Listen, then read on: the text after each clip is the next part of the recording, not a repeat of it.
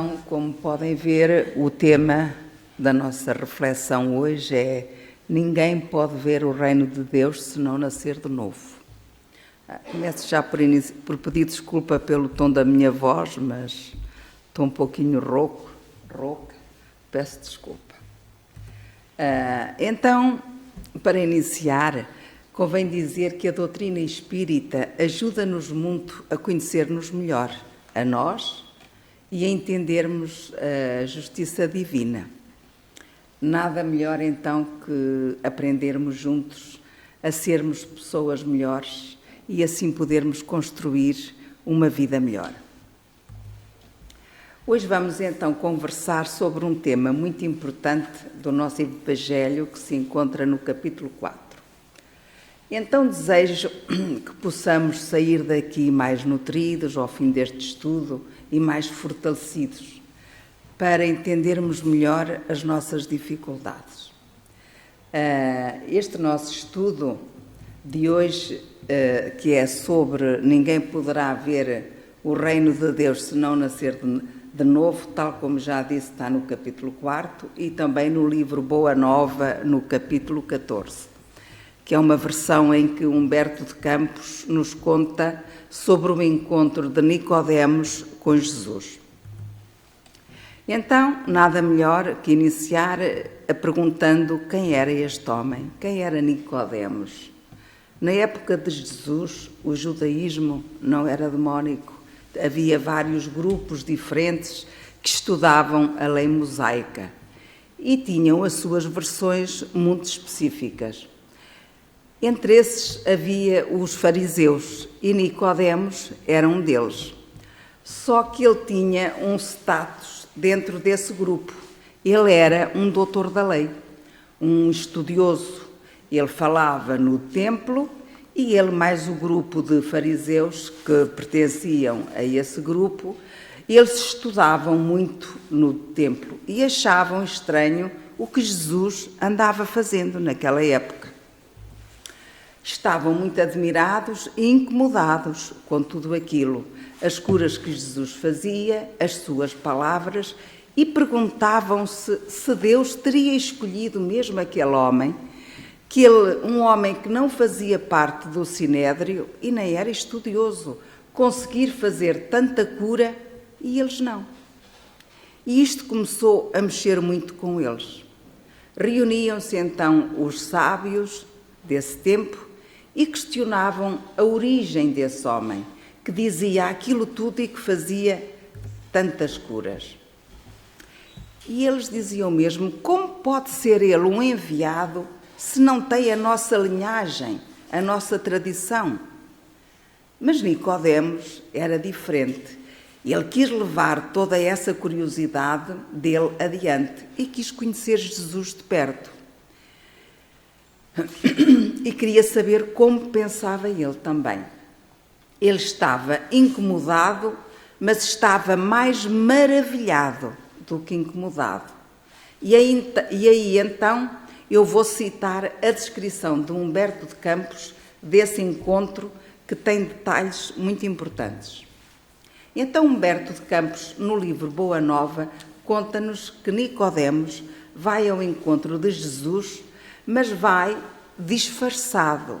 Ele não quis ir de forma clara que as pessoas o pudessem identificar. Ele chega junto de Jesus e pergunta-lhe: que recursos tenho que ter para alcançar o reino de Deus? Jesus diz-lhe que não basta interpretar a lei, é preciso sentir a lei. E Jesus diz-lhe ainda: você precisa ser essa lei viva, e será assim que você vai alcançar o reino de Deus. Não é uma estratégia, mas sim uma manobra, é ser. Essa lei é vivê-la. E aí Jesus diz-lhe ainda que para isso é preciso nascer de novo. Então esse nascer de novo tem duplo sentido. Nascer de novo no sentido corpóreo, e isso diz respeito às reencarnações. Mas aí tem o segundo sentido, que tem a ver com o primeiro, que é o seguinte: para você compreender o que eu estou a dizer, Nicodemos, que a lei precisa ser sentida, vivida e não teórica, para que você possa entender a lei no seu coração. Portanto, aqui Jesus está-lhe a dizer que a lei precisa ser sentida, vivida, praticada e não sabê-la teórica. É assim que você se vai encontrar com Deus. Quando o homem vive aquilo que prega, aquilo que diz, é preciso nascer de novo. É preciso que haja então renovação das bases da sua vida. Para compreender a justiça divina, é preciso mudar as bases do nosso entendimento. É preciso mudar o fundamento. É preciso mudar no seu todo, nas raízes do entendimento. E Nicodemos, muito perplexo, pergunta: mas como é que eu, velho, vou voltar para o ventre de minha mãe? Como assim? Como nascer de novo? E aí Jesus diz-lhe: se nem as coisas terrestres que eu falo você entende, como quer compreender as coisas celestiais? É preciso renovação e, mais do que isso, é preciso muitas vidas para que você possa progredir, para que você possa modificar a maneira de ver a vida e entender os valores morais que eu estou falando. É como se Jesus estivesse a falar numa língua estrangeira, que ele não tinha condições de compreender à época. Então, quando Jesus tem este diálogo com Nicodemos, tem dois apóstolos ali junto, que são André e Tiago. Quando Nicodemos se vai, André e Tiago estão com a mesma interrogação. Como assim, mestre? Como nascer de novo? E aí Jesus vai explicando que a vida biológica seria como uma roupa que nós colocamos no corpo. Que a roupa precisa ser adequada ao corpo. Um corpo que nós usamos mal. Um corpo que não está bem. Que tipo de veste esse corpo precisa ter? Para podermos vestir uma roupa maravilhosa, esse corpo tem que melhorar, tem que estar adequado, ajustado a essa veste. Então, assim, Jesus vai dando, através desta metáfora, um entendimento das várias reencarnações. Ou seja, à medida que nós vamos reencarnando, é suposto nós irmos melhorando. E à medida que vamos melhorando, a veste será melhor. É ou não? A veste será muito melhor. Agora vou repetir. A cada encarnação é como se colocássemos uma roupa nova, diferente. E aí essa roupa diferente não é igual à outra. Será cada vez melhor, mais adequada. Ou seja, a roupa, a veste que o meu corpo tem condição de vestir. A cada encarnação, esse espírito vai encarnar nas diversas roupas. Ora como irmão, ora como pai, ora como filho, sempre com a finalidade de progredir, para que possa cada vez mais vestir uma roupa melhor. Na questão 167 do Livro dos Espíritos, em que Kardec pergunta: qual o fim objetivado com a reencarnação? Respondem os espíritos: melhoramento progressivo da humanidade. Para a justiça divina, como nós sabemos, não existem privilégios, porque todos nós somos irmãos perante Deus.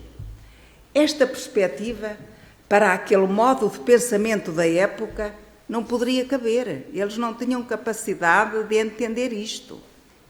entender que somos todos iguais diante de Deus. É entendendo que a vida é uma só, não há condição de compreender como se dá a justiça divina. É claro. Porque é que uns nascem aleijados, miseráveis, outros nascem ricos, outros nascem com o corpo perfeito e belo, outros com o corpo completamente deformado. Para compreender isto, de maneira em que não há privilégio, só a reencarnação pode explicar. Deus, como sabemos, é soberanamente justo e bom, porque Deus é amor.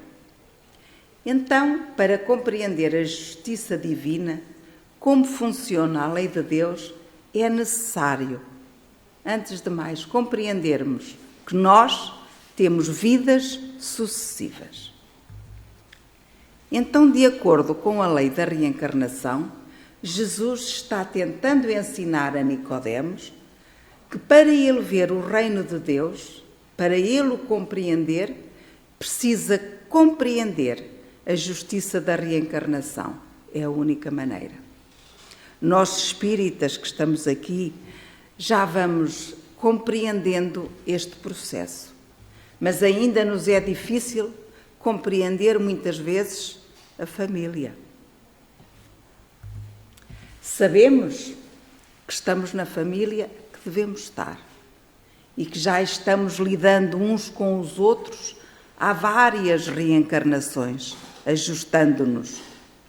Divaldo Pereira Franco, no livro Vivências em Família, no capítulo 2, diz assim: de forma geral, não temos a família de nossos sonhos, mas aquela que representa uma alavanca para o nosso crescimento, sob as bênçãos de Deus. É muito importante nós entendermos que esta família em que estamos existe sob a bênção de Deus. Eu não tenho o pai, a mãe, o marido, o filho, o irmão. Eu não escolho. Tenho os membros familiares que eu preciso. Divaldo diz ainda: para onde formos, levaremos a nossa necessidade evolutiva e trocaremos de pessoas, de lugares ou de posturas, mas seremos inexoravelmente convidados a um processo educativo, pois essa é a finalidade da reencarnação. Onde quer que estejamos, temos uma meta: progredir. Reparar para crescer e progredir para ser feliz. Isto nos confirma Emmanuel no livro Vida e Sexo, no capítulo 2, onde ele diz que a família tem duas funções importantíssimas: a educativa, que é no equilíbrio das nossas emoções, e a regenerativa. Por que é que nós precisamos regenerar? Precisamos regenerar porque fomos feridos. E aí precisamos restaurar, recompor os tecidos de nossa alma. Leon Denis diz-nos ainda que nós somos obreiros da nossa libertação. Para que nós possamos entender os grandes entendimentos da vida, nós precisamos de amadurecimento que amplie a nossa perspectiva, para que nós possamos mudar a nossa ação. Nós só estamos prontos para mudar quando tivermos capacidade para entender isso. É o tal amadurecimento em tudo. O nosso amadurecimento intelectual não se dá ao mesmo tempo que o nosso amadurecimento moral. Para que as possamos juntar, precisamos esforçar-nos muito. Nós sabemos que a nossa evolução depende de duas asas: a asa intelectual e a asa moral. Podemos estar muito desenvolvidos intelectualmente, mas se não tivermos a nossa parte moral desenvolvida, não somos nada, moralmente. e vice-versa também. Precisamos. Mas a asa moral é muito importante, muito. E então, para ampliar a nossa perspectiva, nós não precisamos apenas de estudo. Claro que ele ajuda, o estudo é muito importante, mas precisamos de experiências, precisamos passar por algumas dificuldades e desafios. E são estes desafios que, além de ampliarem a nossa perspectiva, vão alterar o nosso comportamento. E é assim que se vai dando o nosso processo evolutivo nas sucessivas reencarnações. São estes desafios, são estas dificuldades também que vão contribuir para o aceleramento do nosso amadurecimento. Então nós vamos reencarnar em vários papéis, em papéis diferentes, para podermos ter perspectivas diferentes, vivências diferentes. Como é a minha perspectiva de um filho quando eu sou filho, de um pai e de uma mãe, aí eu reencarno de novo e eu vou ser mãe da minha mãe. Às vezes custa a entender isso, mas nós precisamos passar. Eu não posso ser sempre filho, também tenho que ser mãe, eu tenho que ser pai, eu tenho que ter várias perspectivas. Aí nós vamos mudar. Como filha, eu vivi umas coisas, mas como mãe eu vou viver outras. Como irmã, eu vou viver outras. Então nós vamos mudando de lugar para mudar a nossa perspectiva e alargar o nosso campo de visão. Aí vamos alterar o nosso comportamento. Não há possibilidade de podermos curar lesões da alma, aquelas que estão cá bem profundas, se nós não mudarmos de perspectiva. Porque uma mesma perspectiva vai criar lesão em cima de lesão. Se eu continuo me vendo e vendo o outro como eu o vi no passado, que mudança eu vou conseguir operar? Nenhuma. Para eu poder curar feridas de relacionamento, eu preciso esquecer o que fizemos no nosso passado, para que o meu coração saia das defesas de quando nos magoamos. Então eu preciso da bênção do recomeço. Com quê? Com a bênção do esquecimento. Esquecimento esse que é abençoado. Emmanuel, no livro Vida e Sexo, no capítulo 15, usa um termo muito bonito. Ele diz que cada família em que a gente nasce é um pouso de desligamento. Pouso de desligamento. Desligamento do quê? Do nosso passado. Há relacionamentos, como sabemos, muito difíceis, em que coloca a nossa parte mais raivosa, em que temos vontade de reagir. Então, numa nova encarnação, eu vou reencarnar num papel diferente. Por isso é que é pouso de desligamento. E aí eu vou ser mãe. E com a bênção da maternidade eu vou mudar. Não há amor mais profundo do que o de uma mãe. Mas se a mãe soubesse quem tinha sido o filho que tem nos braços, não sei se seria assim muito fácil. Por isso, o esquecimento.